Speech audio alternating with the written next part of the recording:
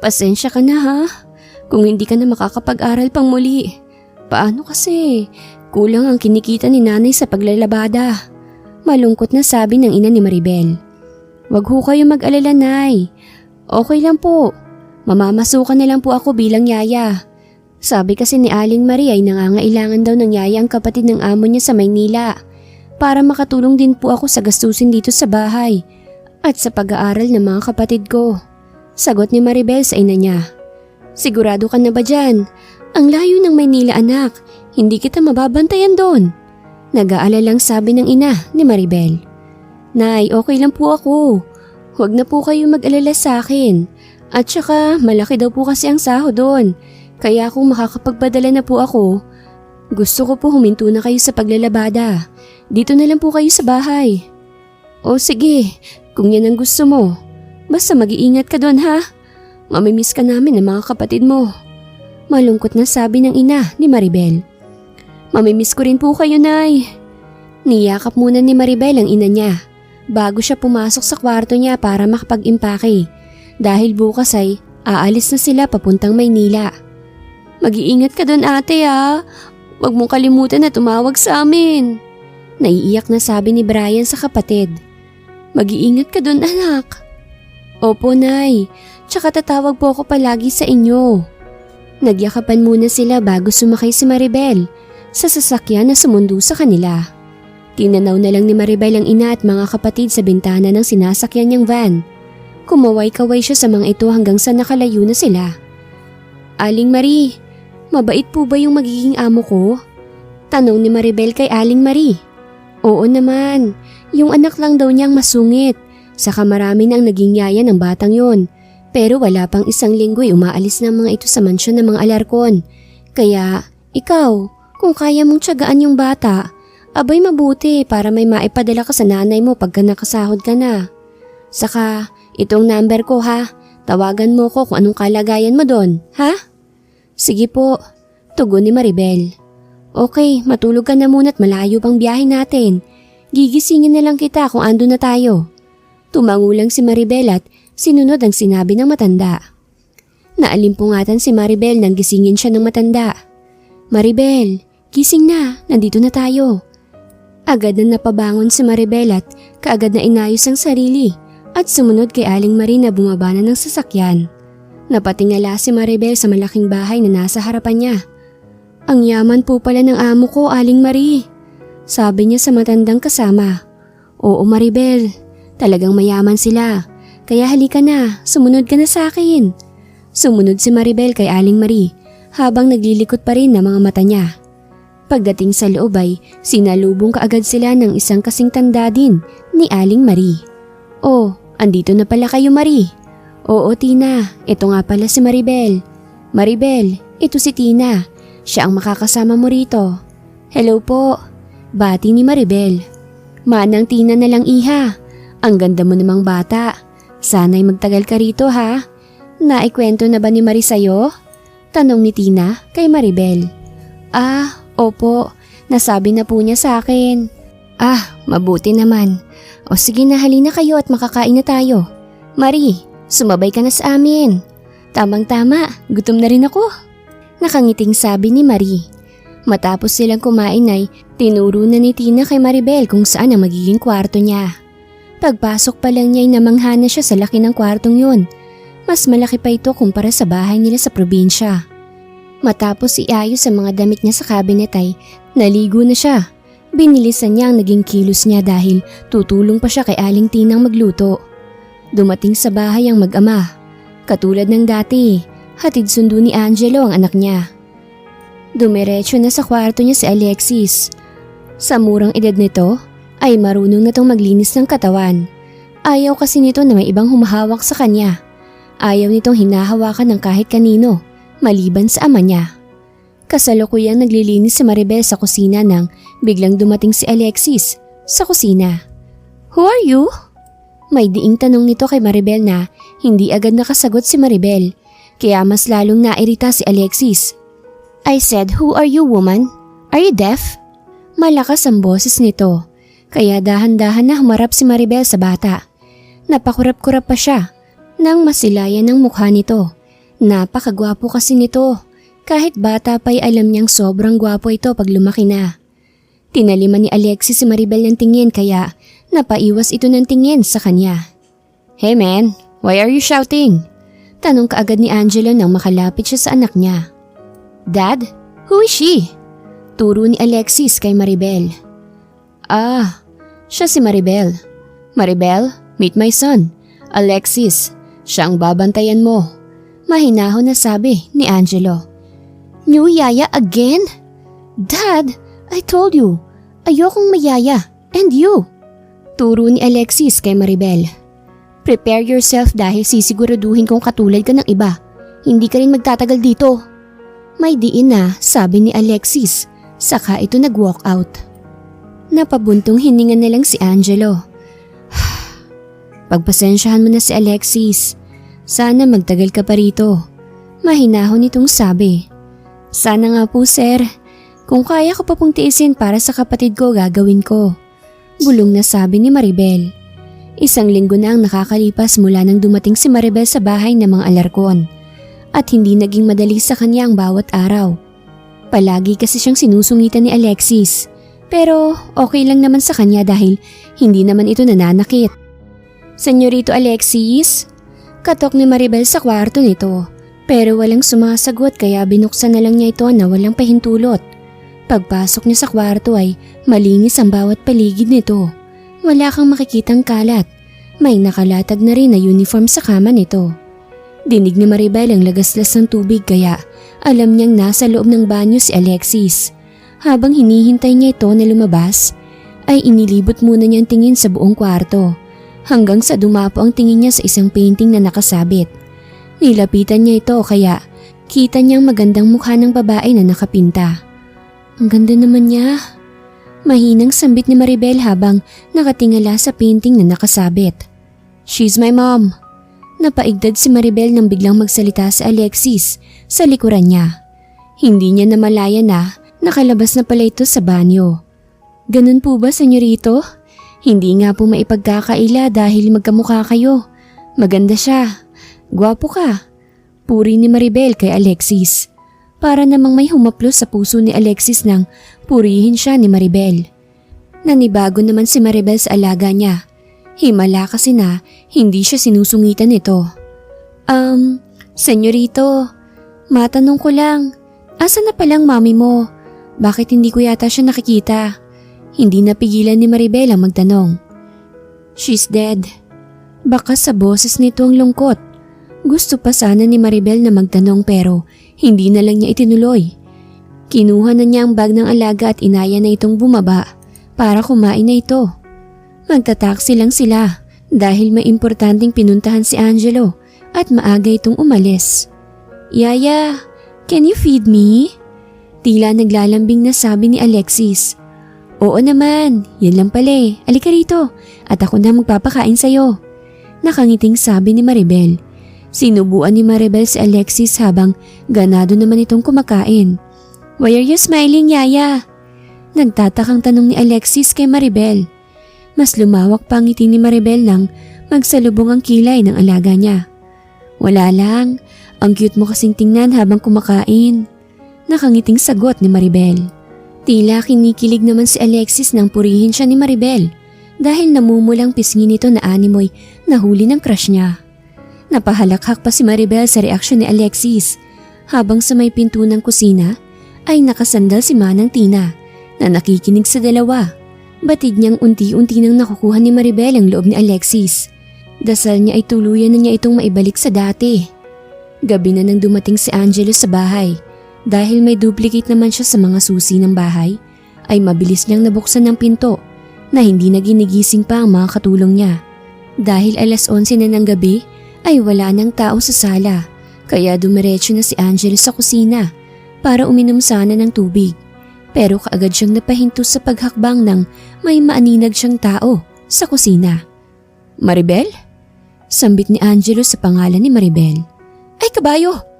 Nabitawan ni Maribel ang hawak niyang baso at napahawak siya sa dibdib niya dahil sa gulat. Sorry sir, Sir Angelo, nagulat lang po ako." Hingi niya ng paumanhin sa amo niya. "Ilinisin ko na lang po muna." Akmang hahawakan ni Maribel ang mga bubog nang hawakan bigla ni Angelo ang kamay niya. Tila may kung anong kuryente na dumaloy sa mga ugat ni Maribel nang mahawakan siya ni Angelo. Hindi, huwag mong hawakan yan. Baka magkasugat ka pa. Ako na maglilinis nito. Maupo ka na lang muna dun sa may upuan.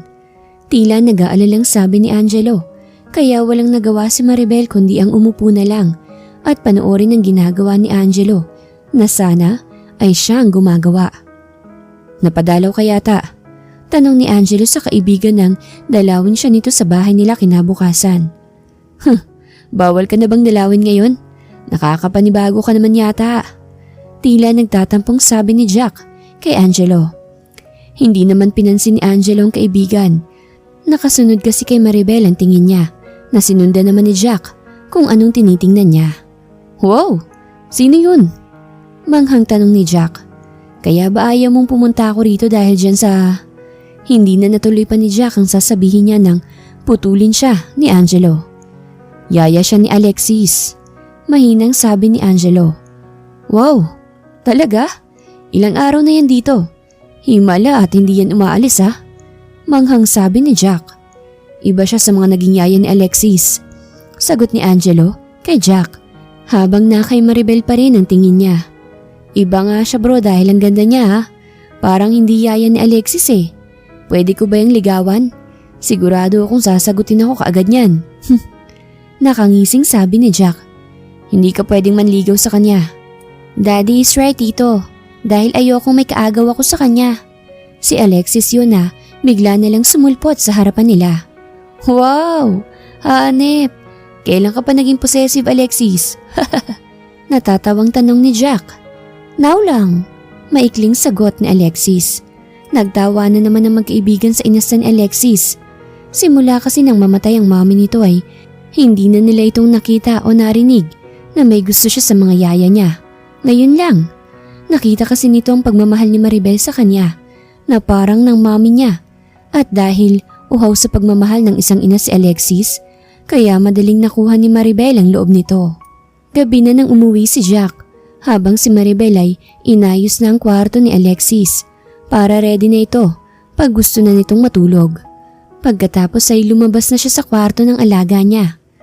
She's beautiful. Puri ni Angelo kay Maribel nang makita nila itong bumababa ng hagdan. I know, maikling sagot ni Alexis. You like her as your yaya? Tanong ni Angelo sa anak niya. No, I like her as my mom. Malaki ang ngiting sabi ni Alexis. Napangiti na rin si Angelo. Unang pagkakataon na nagustuhan ni Alexis ang yaya niya at gusto niya pa itong maging mommy. Alam ni Angelo na may kung ano sa puso niyang tumubo mula nang makita niya si Maribel pero hindi niya pinapahalata. Ayaw kasi niyang madamay si Maribel sa naging buhay niya. Alam niyang marami ang gustong pabagsakin siya kaya palagi siyang nag-iingat. Maaga pa'y gising na si Maribel para maghanda ng baon ng alaga niya. Kasalukuyan siyang nagbalot nang dumating si Alexis. Oh, senyorito, alika na para makakain ka na. Kanina ko pa hinanda ang pagkain mo. Nakangiting sabi ni Maribel. Yaya, starting today, don't call me senyorito. Alexis is enough for me. Nakangiting sabi ni Alexis. Napaamang naman si Maribel sa sinabi ng alaga niya. Anong nangyari at bigla yata siyang bumait? Tanong ni Maribel sa isip niya. Matapos kumain ay hinatid na sila ni Angelo sa school. Take care son. Tumangulang si Alexis sa ama niya at bumaba na sila sa kotse nito. Dahil sa labas lang si Maribel mag-aantay kay Alexis ay hindi niya alam kung ano nangyayari sa alaga niya sa loob. Nang bumaba si Alexis ay namumula ang mata nito na ipinagtaka ni Maribel. Alexis, ba't namumula yung mata mo? Umiiyak ba? Kaagad na tanong niya rito sa bata, pero imbis na sagutin siya yumakap lang ito sa kanya. Mom! Hikbi nito. Nagulat naman si Maribel sa tinawag nito sa kanya, pero di na lang niya yun binigyan pa ng pansin. May nangyari ba? Ba't ka umiiyak? Nilalambing ni Maribel si Alexis dahil alam niyang kakalma ito pag nilalambing niya. Umuwi na po tayo. Dahil sa sinabi nito ay hindi na nagtanong pa si Maribel kung ano ang nangyari rito. Yaya, can I call you mommy? Mahinang sabi ni Alexis kay Maribel. Kung dyan ka masaya, sige. Pwede mo naman akong tawagin na mommy. Nakangiting sabi ni Maribel, kaya napayakap na lang ang alaga sa kanya. Kinabukasan ay Sabado. Walang pasok ang alaga niya pero maaga pa rin siyang gumising para tumulong kay Manang Tina. Ito ang palaging routine niya pag araw ng Sabado. Sa loob ng 1 buwan ni Maribel sa mga alarkon ay ngayon niya masasabing napakaswerte niya sa kanyang mga amo. Dahil walang pasok si Angelo sa opisina, ay naisipan niyang mamasyal kasama ang yaya ng anak niya. Ngayon lang kasi siya may time na gumala. Ang aga mo namang gumising, iha. Di ba walang pasok ngayon si Alexis? Sita ni Manang Tina kay Maribel. Opo Manang, tutulong lang po kasi ako sa inyo sa paglilinis. Magalang na sagot ni Maribel. Ganun ba? O sige, pero magkape ka muna bago tayo mag-umpisa. Nakangiti namang sinunod ni Maribel ang matanda. Pagkatapos ay nag-umpisa na siyang maglinis habang si Manang naman ay nagluluto. Matapos maglinis ay kurtina naman ang kinrabaho ni Maribel. Pinalitan niya ang mga kurtina. Nakatayo siya sa isang upuang plastik. Maribel, tawag ni Angelo sa dalaga. Dahil sa gulat ni Maribel ay biglang nausog ang upuan kung saan siya nakatayo. Biglang nawalan siya ng balanse kaya napapikit na hinintay na lang niya ang pagbagsak niya sa sahig. Dahil mabilis nakakilos si Angelo ay mabilis niyang nahapit sa bewang si Maribel. Kaya naamoy niya ang mabangong amoy nito na nanunuot sa ilong niya. Hindi napigilan ni Angelo na titigan ng maamo at magandang mukha ng dalaga na ngayon ay nasa bisig niya. Mula sa mahaba nitong pilik mata, sa maliit nitong matangos na ilong, at maninipis nitong labi na namumula pa na animoy nilagyan ng lipstick. Lihim na napalunok si Angelo sa nakita niya. The heck? Mura niya sa kanyang isipan dahil may kung anong nabuhay sa katawan niya. Nang maramdaman ni Maribel na hindi siya bumagsak ay mabilis siyang nagmulat ng mata, kaya nagtagpo ang tingin nilang dalawa ni Angelo. May kung ano ang bumara sa lalamunan ni Maribel nang magtagpo ang mga mata nila ni Angelo. Akmang magsasalita sana siya nang may tumikhim sa likuran nila, kaya mabilis na napatayo si Maribel. Pasensya na ho Sir Angelo, nagulat lang ho ako. Hingi niya ng paumanhin sa amo niya habang namumula sa hiya. Pansin naman yun ni Angelo kaya lihim itong napangiti sa reaksyon ng dalaga. It's okay, Maribel, kasalanan ko rin naman. Pasensya ka na kung nagulat kita. Okay lang po sir, sige po maiwan ko na po muna kayo. Nahihiyang iniwan ni Maribel si Jack at si Angelo sa sala. Ang ganda ng eksenang nadatnan ko kanina. Pangaasar ni Jack kay Angelo. Anong meron at maaga ka yata? Tanong ni Angelo kay Jack na hindi pinansin ang sinabi nito. Eto naman, syempre Saturday ngayon at wala kang pasok. Kaya dito muna ako makikikain. Nakangiting sabi ni Jack. Kailan pa naubusan ng 1 jack na tibidad ng bigas? Seryosong sabi ni Angelo. Eto naman, nakikikain lang eh. Nagtatampong sabi ni Jack. Napabuntong hininga na lang si Angelo. Sanay naman siya sa kaibigan pero gusto niya lang talaga itong pikunin. Fine. Maikling sagot nito. Masayang nagsama sa pagkain sina Jack, Alexis at Angelo habang sina Manang Tina at Maribel ay nasa gilid lang. Ayaw kasing sumabay ni Maribel sa kanila dahil nahihiya siya. Mom, sige na, sumabay na kayo sa amin. Manang, sige na. Si Alexis nang nagyaya sa dalawa kaya napilitan ng mga ito na umupo. Malaki ng improvement ni Alexis. Marunong na kasi itong gumalang. Hindi katulad dati nang tanging ginagalang niya lang ay si Manang Tina lang at si Angelo. Bago ko makalimutan, gusto kong gumala tayo ngayon. Kasama ka Maribel, bibili tayo ng mga gamit mo. Anak ko Sir Angelo, wag na po. May isusuot pa naman po ako. Saka kulang po ang sahod ko na ibabayad dyan sa mga sinasabi niyong mga gamit. Nakangiting ani ni Maribel. And who told you na pagbabayarin kita? Nakangiting ani ni Angelo. Basta sasama ka sa amin mamaya. And that's final. Pinal na sabi ni Angelo. Kaya walang nagawa si Maribel kundi ang sumama na lang. Sa sala, naghihintay sina Jack, Angelo at Alexis kay Maribel. Pagbaba pa lang ni Maribel sa hagdan ay natulala na ang tatlo sa nakita nila. Ang ganda kasi ng ayos ni Maribel. Nakasuot kasi ito ng simpleng dress na hanggang tuhod lang niya na talaga namang bumagay sa dalaga. Kaya napawaw si Jack, lalo na si Angelo. Very beautiful, naisatinig na sabi ni Angelo. Kaya nabaling sa kanya ang tingin ni Jack at Alexis. You like her? Sabay na tanong ni Jack at Alexis kay Angelo. Hindi pa man nakakasagot si Angelo ay nakalapit na sa kanila si Maribel. Wow mom, you're so pretty ever. Nakangiting sabi ni Alexis. Napaubo naman si Jack sa sinabi ni Alexis. Bigla namang nag-init ang pisngi ni Maribel sa papuri ng alaga niya sa kanya. Grabe ka talaga Alexis, ang bata mo pa mahilig ka na sa maganda. Pwede naman sigurong pagbigyan mo munang daddy mo kasi tingnan mo, ayaw nang mawala ang tingin niya kay Maribel. Bulong ni Jack sa bata. Natatawa namang tumingin si Alexis sa daddy niya. Dad, I know naman po na maganda si mommy pero kung pwede umalis na tayo.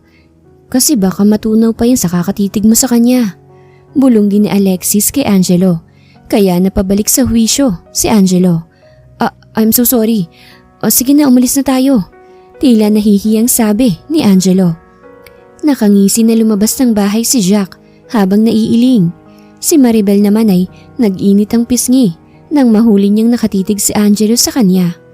Pasakay na sila sa kotse na magsalita si Alexis. Mom, are you sick? Puna ni Alexis kay Maribel nang mapansin nito ang pamumulan ng pisngi ni Maribel. Dahil maputi ito ay kitang-kita ang pamumulan nito. Hindi naman. Wala to. Wag mo lang akong pansinin. Sige na, sakay ka na para makaalis na tayo.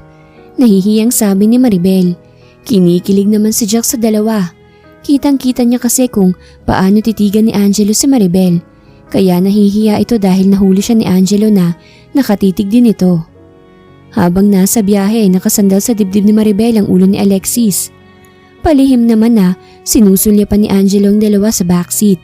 Sa mga nagdaang araw ay unti-unti nang lumalalim ang nararamdaman ni Angelo para kay Maribel. At hindi niya alam kung hanggang kailan niya ito kayang pigilan. Nakarating na sila sa mall pero si Maribel pa rin ang nasa isip ni Angelo. Nang pitikin ni Jack ang noo niya ay saka pa lang ito nakabalik sa wisyo. Masamang tingin ang ipinukol ni Angelo kay Jack pero tinawanan lang siya nito. Kanina pa kasi ako tawag ng tawag sa'yo. Nakababa na sina Alexis at Maribel pero ikaw para kang nananaginip ng gasing. Alika na nga, kanina pa sila nauna sa loob eh. Kaagad na bumaba si Angelo sa sasakyan at sumunod kina Maribel at Alexis sa loob ng mall. Uy, hintay, ang bilis mo namang maglakad. Reklamo ni Jack pero parang walang naririnig si Angelo. Diretso lang siya naglalakad papasok sa loob at inilibot niyang tingin kung saan banda ang hinahanap niya. Daddy! Kumakaway-kaway si Alexis sa ama niya kaya mabilis siya nitong nakita. Oh my gosh girl! Di ba ang sikat na businessman yata yun? Si Angelo Alarcon? Gosh, ang gwapo niya talaga sa personal. Bulungan ng mga babae na nakakakilala kay Angelo. Pero hindi sila pinansin ni Angelo. Sa halip ay dinaanan lang niya ang mga ito at dumiretso sa kinaroroonan nila Maribel. Ang tagal mo naman dad. Reklamo ni Alexis sa ama. I'm so sorry. Yun na lang ang nasabi ni Angelo. Let's go. Nakangiting aya ni Angelo. Naglakad sila sa mall na parang isang pamilya. Nakagitna kasi si Alexis at hinahawakan ni Angelo at Maribel ang bawat kamay ni Alexis. Nakabuntot naman si Jack sa kanila na masayang nakatingin sa tatlo na para bang totoong pamilya. Mula kasi nang mamatay si Sandra ay hindi na umapak pa ng mall si Angelo. Kaya nagulat talaga si Jack sa malaking pagbabago nito at ni Alexis. Inilibot muna ni Angelo si Alexis at Maribel sa buong mall bago sila kumain. Pagkatapos ay saka sila namili ng mga gamit ni Maribel. Sir, ang dami-rami naman po nito at ang mamahal pa. Nag-aalangan kasi si Maribel na tanggapin yon. Normal lang yan sa kanya Maribel. Kahit nga ubusin pa niyang lahat ng laman ng mulay, okay lang. Basta para sa'yo. Ganun ka kalakas sa kanya. Nakangisi pa si Jack habang nagsasalita. Hindi naman naintindihan ni Maribel kung anong ibig sabihin ni Jack. Kaya siniko siya ni Angelo sa tagiliran. Dahilan para mapayuko ito. Tito, are you alright? Tanong ni Alexis nang makitang nakayuko si Jack. Yes Alexis. Okay lang ako. Don't worry. Nasasaktang sabi nito. Let's go! Aya ni Angelo. Siya nang nagdala sa mga pinamili nila para kay Maribel. Nakasunod naman sina Maribel, Alexis at Jack sa kanya. Pagdating sa bahay nila ay kaagad na sinukat ni Maribel isa-isa mga pinamili nila at halos hindi siya makapaniwala sa presyo ng bawat isa nun. Bakit ang mahal naman ng mga ito? Kahit 10 taon pa ako magtrabaho ay hindi ako makakabayad nito eh. Bulong niya sa kanyang sarili. Iba talaga pag mayaman, lahat kayang bilhin. Hindi kagaya kong mahirap na halos hindi na makabili ng bago. Pero hindi naman ako nagsisisi na mahirap lang kami. At least masaya kami sa naging buhay namin. Bulong na Maribel sa isip niya. Gabi na pero hindi pa rin makatulog si Maribel. Naiisip niya kasi ang ina at kapatid niya. Dahil maliwanag naman ng buwan ay naisipan ni Maribel na lumabas sa bahay at pumunta sa may puno kung saan ay mayroon doong duyan. Tulad ni Maribel ay hindi rin makatulog si Angelo. Nagpagulong-gulong ito sa malaki niyang kama. Bumabalik-balik kasi sa isipan niya ang mukha ni Maribel. Para siyang bumabalik sa pagka-teenager dahil sa inasta niya. Pero parang ganun na nga ang saktong describe sa kanya. Nakaupo habang nakatingin sa maliwanag na buwan si Maribel. Ang ganda. Bulong niya habang nasa buwan pa rin ang tingin niya. Maganda nga siya. Biglang sumulpot si Angelo sa likuran ni Maribel. Kaya napaigdad ito sa gulat. Lumabas din pala ito ng bahay. I'm sorry kung nagulat kita. Hinging paumanhin ni Angelo sa dalaga. Okay lang sir. Nahihiya si Maribel sa naging reaksyon niya. Pwedeng makishare sa'yo sa duyan? Oo naman sir. Sige po, malaki naman po tong duyan eh. Nang makaupo si Angelo ay dahan-dahan siyang gumalaw para gumalaw din ang duyan. Magandang buwan no? Pero mas maganda ka pa sa buwan. Dahil sa sinabi ni Angelo ay nabaling sa kanyang tingin ni Maribel. Sir? I'm sorry pero hindi ko na talaga kaya pang pigilan ang sarili ko. Alam kong maaalangan ka pero gusto ko lang sabihin sa'yo na mahal kita Maribel.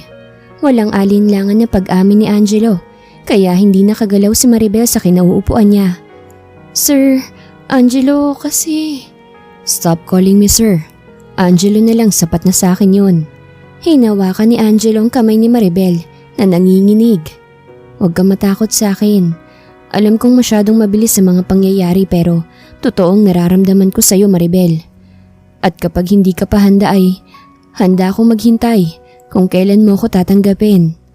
10:00 na ng gabi ay medyo malamig na sa labas. Medyo giniginaw na rin si Maribel.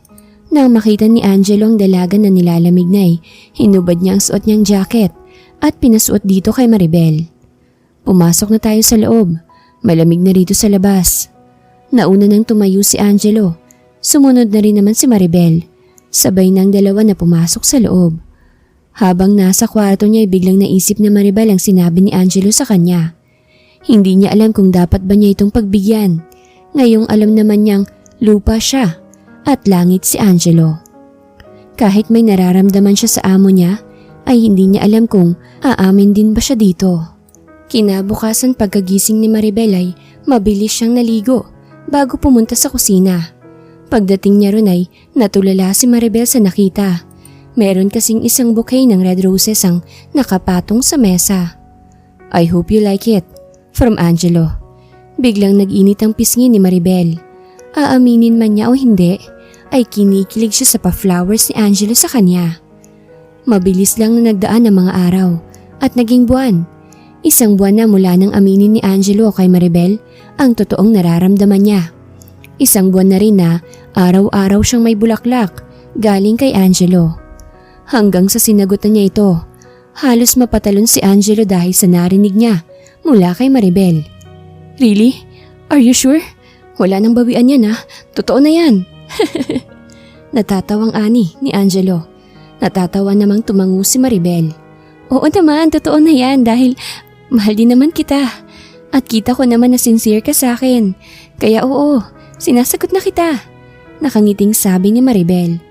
Agad na napayakap si Angelo kay Maribel dahil sa tuwa. Thank you. Pangakong hindi mo pagsisisihan na sinagot mo ko. Saya mo yata ngayon ah. Puna ni Jack kay Angelo nang madatnan niya ito sa opisina niya na nakangiti. Agad na nag-ibang ekspresyon ng mukha ni Angelo, kaya napaismid si Jack na nakatingin dito. Bilis talaga magbago ng mood nito. Biro ni Jack na hindi naman pinansin ni Angelo. Alam mo bang nandito na si Emily sa Pilipinas? And? Anong end? Alam mong mga nganib ang buhay ni Maribel pag nalaman niya na may relasyon kayo. Paalala ni Jack kay Angelo. I know. At gagawin kong lahat na maprotektahan lang siya. Kampanting ani ni Angelo. Manang, alis na po ako. Paalam ni Maribel kay Manang Tina. Hindi kasi siya sumabay sa alaga niya kanina para ipagluto ito ng snacks niya. Mabilis na pumara ng taxi si Maribel papuntang eskwelahan. Pagdating niya ron ay hindi pa lumalabas sa mga estudyante, kaya pumasok na lang siya para doon na lang hintayin ang alaga niya sa labas ng classroom nito. Oh, Alarcon, akala ko ba papupuntahin mo ditong mami mo? Bakit malapit na lang mag-uwian, wala pa rin siya? Nagsisinungaling ka lang yata na may mami ka eh. Kasi sabi ni mami, wala naman daw asawang daddy mo. Kawawa ka naman. Wala ka nang kaibigan, wala ka pang ina. Panunokso kay Alexis ng mga kaklase niya. Lihim naman na napakuyom ang mga kamao ni Alexis. Pagdating sa room ni Alexis ay hindi pa lumalabas sa mga ito, kaya nakahinga ng maluwag si Maribel. Alam niyo bang kawawa yung naging classmate ng anak ko? Mayaman nga siya pero wala namang nagbabantay sa kanya dito. Wala kasing ina. Gwapo pa naman yung bata. Kawawa lang dahil walang nanay. Yun kaagad ang nabungaran ni Maribel pagtapat niya sa room ni Alexis. Batid niyang si Alexis ang pinag-uusapan ng mga ito. Oh, ayun na pala yung bata na sinasabi ko eh. Turo ng isang babae kay Alexis, kaya mabilis na tinawag ni Maribel ang alaga niya. Baby Alexis! Nakayuko si Alexis na lumabas sa pinto ng room. Pero nang may tumawag sa kanya na pamilyar ang boses, ay mabilis na nag-angat siya ng tingin. Mom! Mabilis na sinalubong ni Maribel si Alexis na tumakbo. Nakatanaw na lang ang mga magulang na kanina'y nag-uusap tungkol kay Alexis. How was your class? Sorry kung ngayon lang ako ah. Nagluluto pa kasi ako ng snacks mo eh. Nakangiting sabi ni Maribel. Matapos yakapin si Alexis ay niyaya na niya itong umalis. Pinakain niya muna ito bago sila sumakay ng taxi papunta sa opisina ni Angelo. Gusto kasi nilang bisitahin si Angelo. Pagdating nila sa Alarcon Company ay hinarang sila ng gwardiya sa pinto. Hindi sila pinapapasok dahil wala silang appointment sa CEO. Kaya biglang nag-ibang mood ni Alexis. Pasensya na ho ma'am, bawal po talagang pumasok ang walang appointment kay sir. Baka masisante pa po ako pag pinapasok ko kayo eh. Pigil sa kanila ng gwardiya. Manong, baka po mas lalo kang masisante pag di mo pinapasok ang anak ng CEO nyo. Mahinahon na sabi ni Maribel. Biglang namutla ang guard sa sinabi ni Maribel. Sorry po sir, pasensya na po kayo. Sige po, pwede na po kayong pumasok. Masamang tingin ang ipinukol ni Alexis sa gwardiya bago siya nagpatangay sa mami niya papasok sa loob.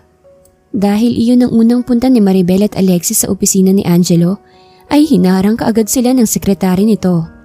Hindi ho kayo pwedeng pumasok. Harang sa kanila ng sekretary ni Angelo. And who are you, woman?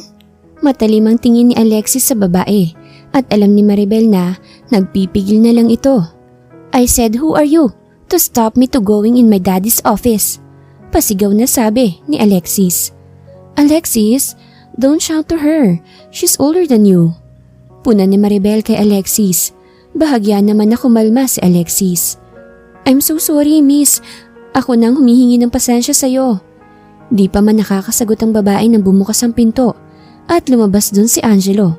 Son, what are you two doing here? Nakangiting tanong ni Angelo nang makita niya ang dalawa. Dad, this! Angelo, doon na tayo sa opisina mo mag-usap. Putol ni Maribel sa sasabihin ni Alexis. Okay, let's go. Sabay na naglakad papasok ang tatlo sa loob. Habang ang sekretary ni Angelo ay nakahinga ng maluwag, akala niya ay katapusan na niya sa trabaho. Sa opisina ay masaya ang tatlo na nag-uusap.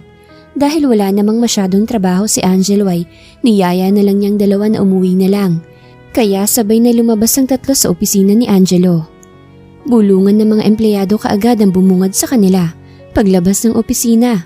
Pero dahil wala sa mood si Angelo na punahin ng mga ito, ay hinayaan na lang niyang mga ito sa sinasabi nila. Basta hindi lang siya makarinig ng masama galing sa mga ito. Sa hindi kalayuan sa kumpanya ay nakatanaw ang isang babae sa 3 tao na nag-uusap. Lihim na napakuyom ang kamao niya nang makitang close na close kay Angelo at Alexis ang yaya nito.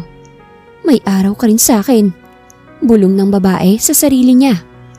Mabilis lang nakarating sina Angelo sa bahay nila. Dahil maaga pa nagpa siyang mga ito na gumawa ng cookies.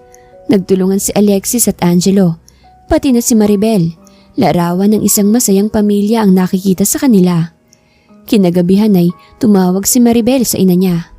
Nay, kamusta na po kayo? Kasalukuyang kausap ni Maribel ang ina niya sa cellphone.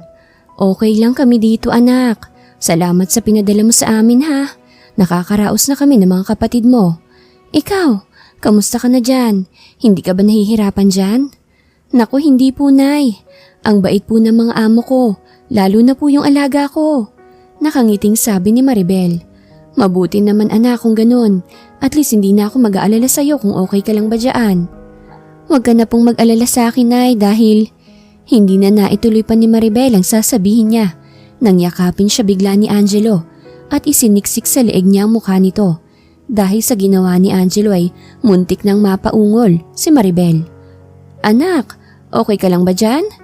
Tanong ng nanay niya nang hindi na makapagsalita pa si Maribel. Nay, tinawag po ako ng amo ko. Tatawag po ulit ako mamaya sa'yo. Okay anak, mag-iingat ka dyan. Pinatay na ng ina niya ang tawag. Kasabay nun ay kumawala ang ungol niya.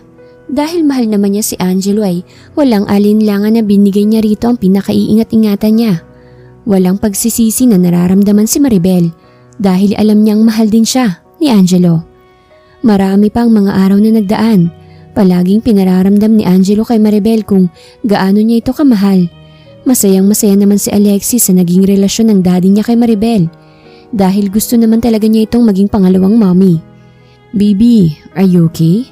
Tanong kaagad ni Angelo nang madatnan niya si Maribel na nakahiga lang sa kama nila. Nagsasama na kasi sila sa iisang kwarto. Lumapit ka muna sa akin. Lumapit naman kaagad si Angelo kay Maribel. Siniil siya nito kaagad ng halik. Hindi naman kaagad nakagalaw si Angelo sa ginawa ni Maribel. Matapos siya nitong halikan ay pinahiga siya ni Maribel sa kama at isiniksik nito sa dibdib ni Angelo ang mukha niya. Ang bango mo, bulong ni Maribel. Natatawa namang pinagmasdan ni Angelo ang katabi. Kung ito palagi ang madadatnan ko ay maaga na ako palaging uuwi galing sa trabaho. Natatawang sabi ni Angelo. Kalaunan ay hindi na namalaya ni Angelo na nakatulog na ito. Inayos niya muna ito ng higa. Saka siya bumangon para tingnan ng anak niya kung nakauwi na ba ito. Sa bahay ng mga Fuentes ay nagpaplano na si Emily kung paano mawala sa landas niya ang babae sa buhay ni Angelo. Kasama niya sa plano ang pinsan nitong may malaking galit kay Angelo. Hindi siya papayag na may ibang magmamay-ari kay Angelo. Dahil para sa kanya lang si Angelo. Baby, may business trip ako sa Hong Kong bukas. 3 araw ako ron.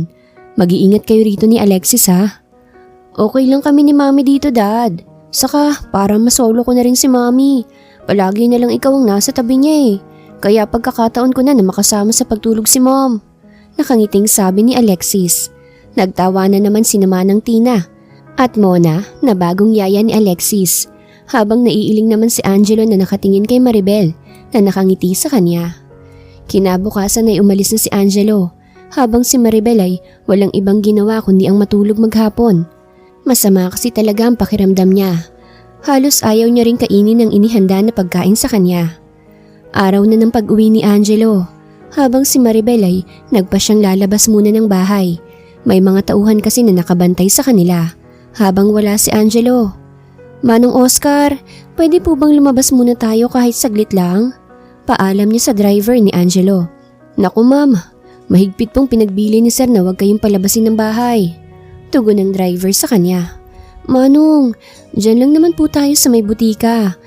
May bibilhin lang po ako. Saglit lang naman po tayo. Sige na Manong. Napabuntong hininga na lang matanda. Sige po ma'am pero saglit lang po tayo mama. Pag nalaman to ni sir, siguradong magagalit yun. Mabilis na sumakay ng kotse si Maribel. May gusto lang kasi siyang malaman. Pagdating sa pharmacy ay mabilis na bumili si Maribel ng kailangan niya. Pagkatapos ay nakigamit siya ng CR. Nakapikit si Maribel habang nanginginig ang kamay niya. Pagbukas ng mga mata niya ay may 2 linya kaagad ang bumungad sa kanya. Positive! Nangingilid ang mga luha niya dahil sa saya. Mabilis na ibinalik niya sa lalagyan nito ang pregnancy test at ibinalik na niya ito sa bag. Saka siya bumalik sa sasakyan kung saan naghihintay sa kanya si Manong Oscar. Hindi pa naman siya nakakapasok sa kotse nang may nakatutok ng baril sa ulo niya. Sumama ka ng matiwasay sa amin para hindi ka na masaktan pa. Mahinang sabi sa kanya ng isang armadong lalaki. Sandali, huwag niyo ho siyang sasaktan. Takot na ani ni Manong Oscar. Tumahimik ka matanda kung ayaw mong mauna dito sa babaeng to. Nagbabantang ani ng lalaki na may hawak kay Maribel. Sinenyasan ni Maribel si Manong Oscar na manahimik na lang. Nagsipatakan na rin ang pawis ni Maribel dahil sa takot niya. Pwede ko bang makausap si Manong kahit saglit lang? Pakiusap ni Maribel sa lalaki na may hawak sa kanya. Sige, 1 minuto lang ang ibibigay ko sa'yo. Binitawan si Maribel ng lalaki. Pagkatapos ay mabilis na lumapit kay Manong Oscar sa sasakyan. Mom, makinig ka mabuti sa sasabihin ko sa'yo, Manong. Ibigay mo kay Angelo ang bag na to, ha? Siguraduhin mo makakarating sa kanya yan. Mabilis na bumalik si Maribel sa taong nagtutok sa kanya ng baril. Pinasakay na siya nito sa itim na kotse habang si Manong Oscar ay nanlalamig pa rin sa takot. Pagdating ni Angelo sa bahay ay si Maribel agad ang hinanap niya. Pero nakailang tawag na siya ay walang sumasagot. Pinuntahan na rin niya ito sa kwarto ni Alexis pero wala ito doon. Hanggang sa dumating si Manong Oscar at sinabi sa kanya ang nangyari. Manong, hindi ba't biniling ko sa iyo na huwag kayong lumabas habang wala ako? Batid sa boses ni Angelo ang galit. Pasensya ka na, sir. Saglit lang po kasi kami ni ma'am doon. May binili lang si ma'am. Pasakay na siya sa kotse nang may sumulpot na mga lalaki at kinuha si ma'am. Tanging itong bag lang niya ang binili niyang ibigay ko raw sa'yo. Napasuntok na lang si Angelo sa pader dahil sa galit. Mabilis siyang tumawag sa mga pulis para hanapin si Maribel. Si Alexis naman ay panayang iyak nang malaman ang nangyari kay Maribel. Sa isang abandonadong warehouse dinala si Maribel na mga dumukot sa kanya. Kaagad na itinali siya habang nakaupo sa isang upuan. Nagising si Maribel nang buhusan siya ng tubig ng mga kumidnap sa kanya. Mabuti naman at gising ng prinsesa. Tumatawang sabi ni Emily. Sino ka? Ano kailangan mo sa akin? Tanong na sabi ni Maribel. Hello dear Maribel. Ikaw ang kailangan ko. Gusto kong mawala ka sa landas ko dahil akin lang si Angelo. Mabilis na dumapo ang kamay ni Emily sa magkabilang pisngi ni Maribel. Kaya dumugo ang gilid ng labi niya dahil sa lakas ng sampal nito.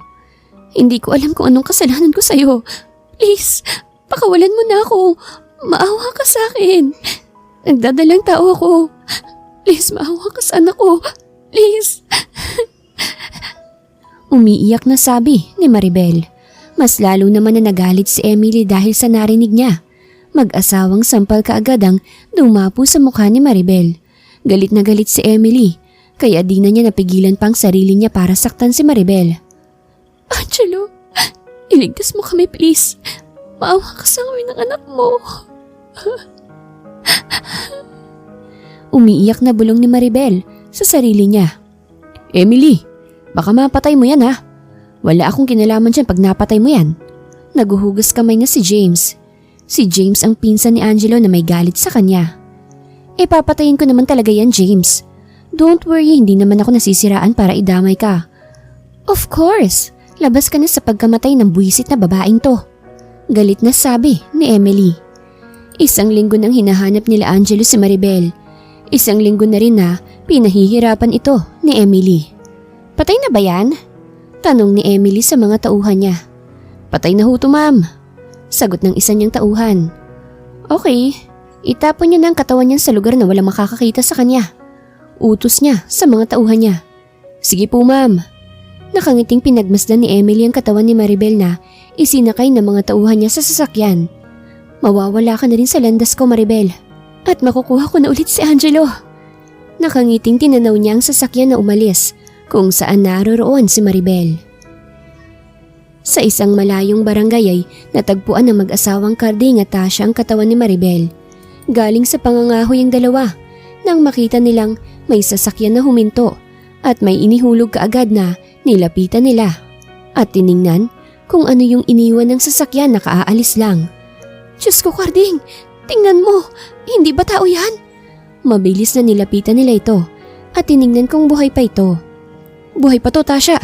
Bilisan mo! Sigaw ni Carding sa asawa.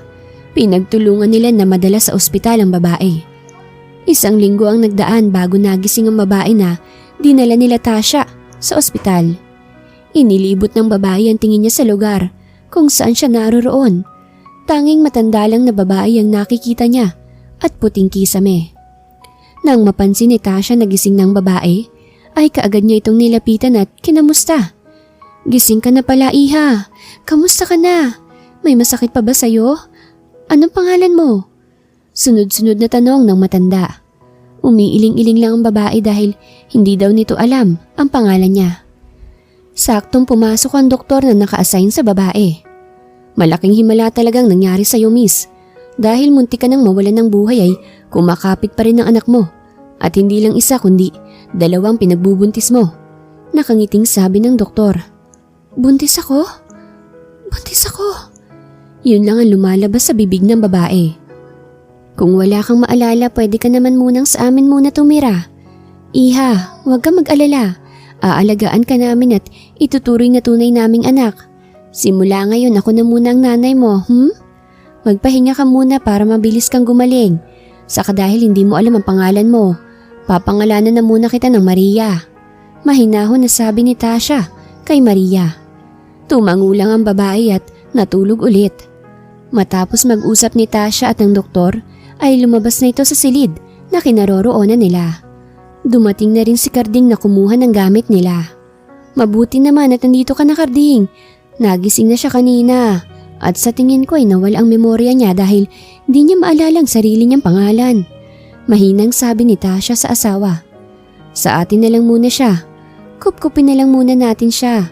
Tutal nasa Maynila naman si Judy para may kasama din tayo sa bahay natin. At alam mo bang buntis si Maria? At sabi ng doktor ay 2 bata ang nasa sinapupunan niya. Carding, may mga apo na tayo. Excited na ani ni Tasha sa asawa niya. Oo. At magiging maingay na ulit ang bahay natin. Masayang sabi ng 2 matanda. Sa ilang araw na pananatili ni Maria sa ospital ay unti-unti nang gumagaling ang mga sugat niya. Lumabas na rin ang magandang kutis niya na animoy, isang anak ng mayaman. 2 linggo siyang namalagi sa ospital. At ngayon na ang araw na lalabas na siya. Pagkarating sa munting tahanan ng 2 matanda, ay kaagad nila itong inasikaso para makapagpahinga ulit. Pasensya ka na, anak, ha. Maliit lang itong bahay namin. Pagtiyagaan mo muna rito sa amin. Dumito ka muna habang hindi pa bumabalik ang nawawala mong alaala. Malambing na ani ng matanda kay Maria. Okay lang po, Nay. Salamat po sa pagtanggap ninyo sa akin. Walang anuman. Basta palagi kang mag-iingat. Lalo pa't may 2 bata dyan sa sinapupunan mo na umaasa sa'yo. Mahinahon na sabi ni Tasha kay Maria. Tumangulang si Maria at umupo sa upuan. Sa bahay ng mga Alarcon ay kasalukuyang kausap ni Angelo ang chief ng pulis na siyang kasama sa ginagawang investigasyon sa pagkawala ni Maribel. Pasensya ka na, Mr. Alarcon, pero malinis ang pagkakakidnap kay Miss Santiban. Kahit ang mga CCTV sa Mercury na pinuntahan niya ay walang kuha sa pagkakakidnap sa kanya. Halatang pinaghandaan nitong mabuti. Seryosong sabi ng pulis. Basta, gawin niyong lahat para mahanap lang siya, Chief. Huwag kang mag-alala, Mr. Alarcon. Hanggat makakaya namin ay hahanapin namin siya. Hindi na kami magtatagal. Tatawagan ka na lang namin kung may balita na. Tumangulang si Angelo sa pulis at umalis na ito. Pag-alis ng pulis ay tinawagan ni Angelo si Jack. Bro, napatawag ka. Kamusta? Bungad ka agad ni Jack sa kaibigan. Subukan mo i-track ang relo na suot ni Maribel. Meron yung tracking device na nakalagay. Ba't ngayon mo lang sinabi yan? Nakalimutan ko. Sige na. Pinatay na ni Angelo ang cellphone. Umaasa siyang nasa mabuting kalagayan ng dalaga. Hindi pa niya nasabi sa ina nito ang totoong nangyari kay Maribel. Wala kasi siyang lakas ng loob para aminin sa ina nito ang totoo. Hapon na nang dumating si Jack sa bahay ni Angelo. "May balita na ba?" Kaagad na tanong ni Angelo. Inilapag ni Jack ang isang plastic sa harapan ni Angelo. "Sa bahay ni James namin yan nakuha. Sa tingin ko, kasama ang pinsan mo sa dumukot kay Maribel." Napakuyam ang kamao ni Angelo dahil sa galit. "At wala na dito sa Pinas si James. Nasa ibang bansa na ito. Kanina ko lang din nalaman." Dugtong ni Jack sa sinasabi niya. Matapos malaman na kasabwat ang pinsan niya sa pagdukot kay Maribel ay kaagad niyang pinapublic ang picture ni Maribel. Mula sa media hanggang sa newspaper ay halos mukha ni Maribel ang makikita. Para saan pat naging mayaman siya kung hindi niya ito gagamitin para malaman ang kinaroroonan ng mahal niya. Hindi na muna niya iniisip si James at Emily na siyang nagpakidnap kay Maribel. Bahala na ang mga pulis na hanapin ang mga ito. Ang importante sa kanya ay si Maribel. Nagbigay na ng pabuya si Angelo sa makakapagturo kung nasaan si Maribel. Pero nagdaan na lang ang mga araw at buwan. Wala pa rin siyang balita sa dalaga. Sa bawat araw ni Angelo ay palaging may kulang sa kanya. Kung dati ay maaga siyang nakakauwi galing sa trabaho, ngayon ay maghahating gabi na. Bago siya makauwi halos wala na rin siyang time sa anak niya. Kahit mga empleyado niya ay dihado na sa kanya. Takot ang mga ito dahil palaging parang pinagbagsakan ng langit ang mukha ng CEO nila. Mabilis pa na lumipas sa mga buwan at naging taon. Tuluyan nang nawalan ng pag-asa si Angelo na makita pa si Maribel. Alam na rin ng ina at kapatid ni Maribel na nawala siya at umaasa sila na makikita pa nila ulit ang dalaga. After 5 years? "Sigurado ka ba, Bes? Dahil tamang-tama naghahanap ako ng kasama ko sa coffee shop." "Oo, Bes. Malaki na kasi ang mga inaanak mo eh. Kailangan ko makaipon para sa pag-aaral nilang dalawa." Mahinahon na sabi ni Maria sa kaibigan niyang si Cecil. "O sige, Bes. Sumama ka sa akin bukas. Sigurado naman ako matatanggap ka kaagad eh. Mabait naman yun si Ma'am Celestine." "Salamat, Bes ha. Andyan ka palagi sa tabi ko." "Naku, nagdrama na naman ang best friend ko. Para saan pat naging best friend kita, ha? Paano? Uwi na ako. Kita na lang tayo bukas." "O sige, best." Umuwi na si Cecil. Bumalik naman sa loob ng bahay si Maria. Pagpasok niya sa loob ay nakangiti niyang pinagmamasdan ng mga anak niyang parang kailan lang ay maliliit pa ang mga ito. Ngayon ay ang lalaki na. Kinabukasan ay maagang naghanda si Maria. Pinaliguan niya muna ang mga anak bago pinakain. Hindi nagtagal ay dumating na rin si Cecil para sunduin siya. "Ma'am Celestine, ito po ang sinasabi ko sa iyo na kaibigan ko po. Si Maria. Maria, ito naman si Ma'am Celestine." Nakangiting pakilala ni Cecil sa amo niya. "Okay, since kilala mo naman siya, hindi ko na siya interviewin. Ikaw nang bahalang magturo sa kanya ha? At mag-uumpisa na siya ngayon." "Salamat, ma'am." Sabay na sagot ng dalawa. Iniwan na sila nito kaya nag-umpisa na rin sila. 1 buwan na mula nang makapasok sa trabaho si Maria. Masaya naman siya dahil may naiipon na siya para sa kambal niya.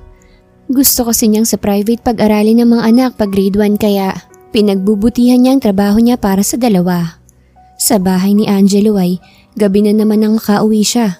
Tulad ng dati ay nag-i-imagine na lang siya kung saan nakatayo ang dalaga sa tuwing uuwi siya. Sobrang namimiss niya ito. Hanggang sa naisipan niyang pumasok sa kwarto ni Maribel. Hindi niya ginagalaw ang mga gamit doon. Kahit nililinisan ito ni Manang Tina ay nandoon pa rin ang halimuyak ng bango ni Maribel. Inilibot ni Angelo ang paningin niya sa loob ng silid hanggang sa dumapo ang tingin niya sa mesa kung saan merong bag na nakalagay. Naalala niyang yun ang bag na ibinigay ni Manong Oscar sa kanya kung saan ipinabibigay ni Maribel. Dahil sa curious ay kinuha niya ang bag at tiningnan ang laman nito. Isa-isa niyang nilapag ang mga nandoon sa loob hanggang sa umagaw ng atensyon niya ang isang plastic na naglalaman ng kung anong bagay. Nang basahin niyang nakasulat sa plastic ay biglang bumilis ang tibok ng puso ni Angelo. Kaagad niyang kinuhang laman nito. Bigla na lang tumulo ang luha niya nang makitang 2 guhit ng red sa pregnancy test. Hindi na napigilan pa ni Angelo ang mapahikbi dahil sa nakita. "She's pregnant. Bakit hindi ko to inalam kaagad? I'm so sorry, baby. Kung sumuko ako kagad.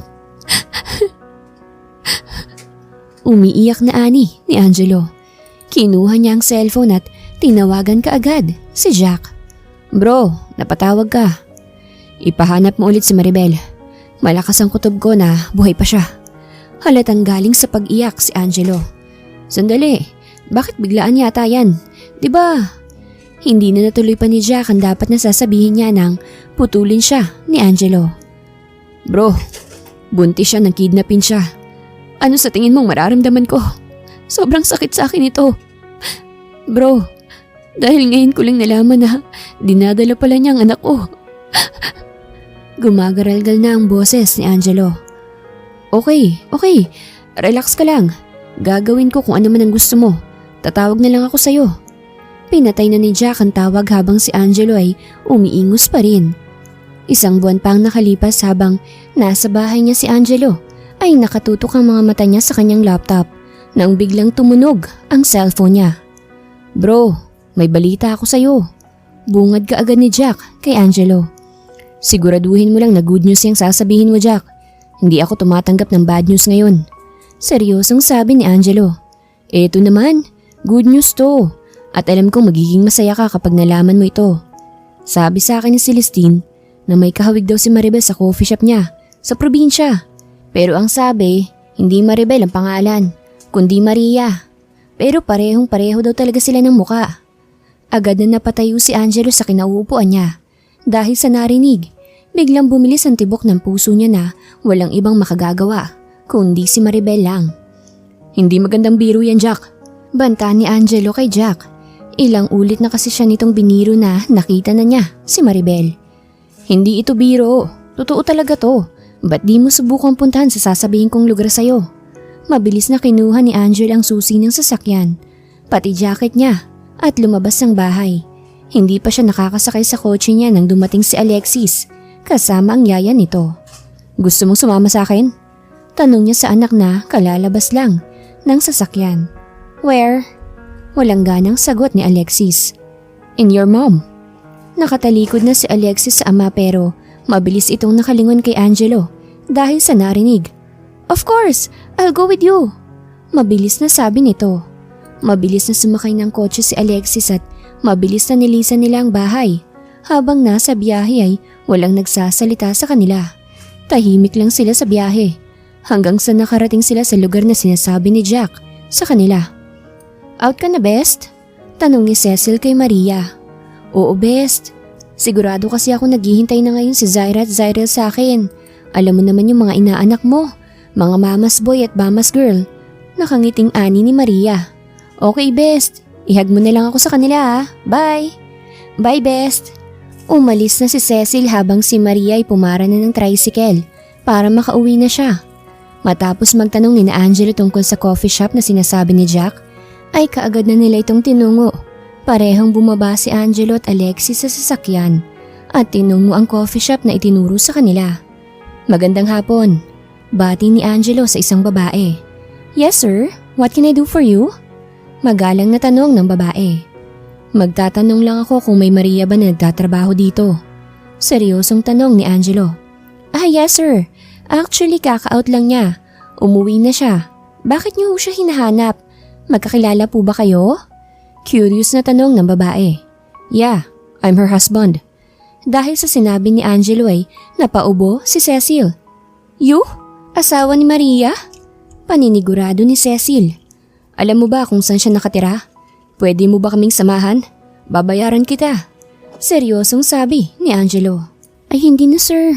Sasamahan ko na lang po kayo. Basta sure ka na asawa ka talaga ng best friend ko. Imbis na mag-overtime si Cecil ay hindi na natuloy dahil gusto niyang makibalita tungkol sa kaganapan ng buhay ni Maria. Sakay sa kotse ni Angelo ay tahimik nilang binaybay ang daan papunta kina Maria. Pagdating nila doon ay siya ring dating ni Maria na dumaan pa sa palengke para bumili ng lulutuin niyang ulam. Kaagad na bumaba si Cecil sa kotse at tinawag si Maria. Best! Tawag ni Cecil sa kaibigan. Oh Best! Akala ko ba overtime ka ngayon? Nakangiting tanong ni Maria. Kasi Bes may naghahanap sa'yo kaya sinamahan ko sila. Nagtataka naman na nakatingin si Maria kay Cecil. Sino? Takang tanong nito sa kaibigan. Sabay sila na lumingon sa kinaroroonan ng kotse ni Angelo nang ituro ito ni Cecil. Mommy! Maribel, sabay na sambit ni Angelo at Alexis. Natulala pa si Angelo habang si Alexis ay mabilis na lumabas ng kotse at tumakbo papunta sa kinaroroonan ni Maria. Mommy! Kaagad na niyakap ni Alexis si Maria habang hindi naman kaagad nakagalaw ang babae. Nagtataka siyang nakatingin kay Cecil. Nagtatanong ang mga tingin niya pero umiiling lang si Cecil sa kanya. Mommy, I really miss you. Umiiyak na sabi ni Alexis. Hinagod naman ni Maria ang likod ni Alexis. Tulad ng ginagawa niya rati ay kumalma ito kapag hinahagod niya ang likod ng alaga niya. Matapos kumalma ay dahan-dahan na tinanggal ni Maria ang pagkakayakap ni Alexis sa kanya. Tinitigan niya ang gwapong mukha ng bata. Wala siyang maalala pero ang puso niya ay nagsasabing kilala niya ang mga ito. Sino ka ba? Bakit mo ako tinatawag na mommy? Mom, don't tell me na kinalimutan mo na ako. Hindi mo ba ako naaalala? Naiiyak na naman na sabi ni Alexis. What happened to you? Why didn't you recognize me? Umiiyak na ng tuluyan si Alexis. Dad, why she didn't recognize me? What happened to her? Son, relax, okay? Kahit si Angelo ay nagtataka kung bakit hindi nakilala ni Maribel, si Alexis. Humarap si Angelo kay Maribel at tinitigan niya ito ng mabuti. Mula ulo hanggang paa ay kabisado ni Angelo si Maribel. At ang puso niya mismo ang nagdikta na ito na nga si Maribel. Dahil sa gulat ay hindi na nakagalaw pa si Maribel nang yakapin siya ni Angelo. Don't move, please. Bulong na pakiusap ni Angelo kay Maribel. Hindi alam ni Maribel pero parang pamilyar sa kanya ang nararamdaman niya ngayon sa lalaking yumayakap sa kanya. Ang tagal kong hinintay ang araw na makita at mayakap ka ulit namin ni Alexis. Garalgal na ang boses ni Angelo. Mama! Sabay na tawag ng kambal kaya napabitaw bigla si Maribel sa yumayakap sa kanya at hinarap ang mga anak niya. Tuluyan ng tumulo ang luha ni Angelo nang mapagmasdan niya ang mukha ng dalawang bata na yumakap kay Maribel. Mama, sino po sila?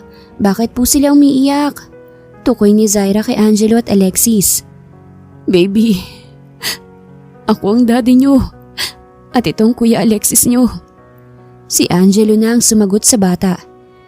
Pangakong hindi na kayo mahihiwalay pa sa amin ng kuya niyo, kayo ng mami niyo. Tila itinirik na kandila si Maria sa kinatatayuan niya.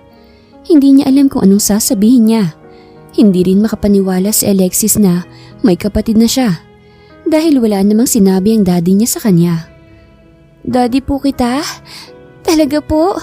May daddy na ako? Masayang sambit ni Zaira. Tumulo ang luha ni Angelo nang makita niya kung gaano kasaya si Zaira. Pwede bang mahag ka ni daddy? Pakiusap ni Angelo sa anak. Malaki ang ngiti na niyakap ni Zaira ang ama niya.